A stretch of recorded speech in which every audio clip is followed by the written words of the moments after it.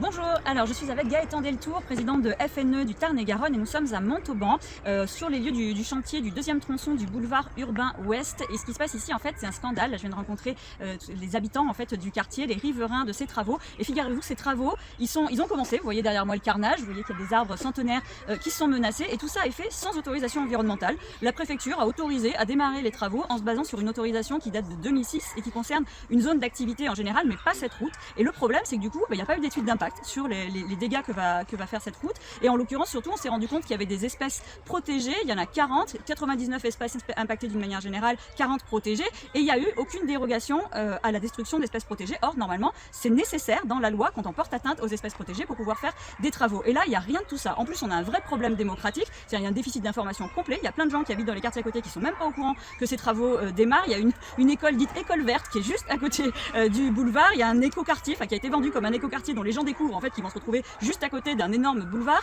Il y a eu une consultation publique, aucune information dessus et les travaux ont commencé 4 jours avant la fin de la consultation publique, ce qui est un scandale. Il y a les élus d'opposition qui essaient d'en parler à la maire de Montauban, Madame Barège, en conseil municipal, on les a empêchés de parler. Et enfin, vous avez peut-être vu que la semaine dernière, il y a justement des habitants qui se sont rassemblés pour se mobiliser face à ces destructions qu'ils estiment inconcevables. Et en fait, ils se sont retrouvés en garde à vue et ils se retrouvent avec des communiqués dans la presse qui les accusent de tout un tas de violences. C'est absolument n'importe quoi. Il y a une vraie criminalisation, comme d'habitude, de ceux qui veulent défendre le vivant. Et moi, ce que m'ont dit les habitants ici, en fait, c'est qu'ils sont pas opposés en soi à la route. Le truc, c'est qu'ils voudraient se sentir protégés et ils voudraient surtout avoir l'impression que c'est pas fait en dépit du bon sens, hyper vite, sans tenir compte de ce qu'on pourrait faire pour préserver des arbres, pour préserver des espèces, pour préserver des zones humides.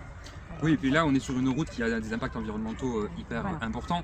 Une route de 3,5 km et au final, on va détruire 4 hectares de zones humides, 3 km de haies, une centaine d'arbres, donc plusieurs centenaires, et de nombreuses espèces protégées.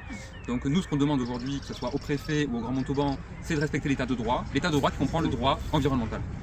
Voilà, soutien à tous les habitants, aux militants qui se mobilisent et on demande l'arrêt, la suspension des travaux en attendant que les recours soient jugés, en attendant qu'il y ait enfin une étude d'impact digne de ce nom et qu'on puisse prendre en compte les dégâts environnementaux de ce projet.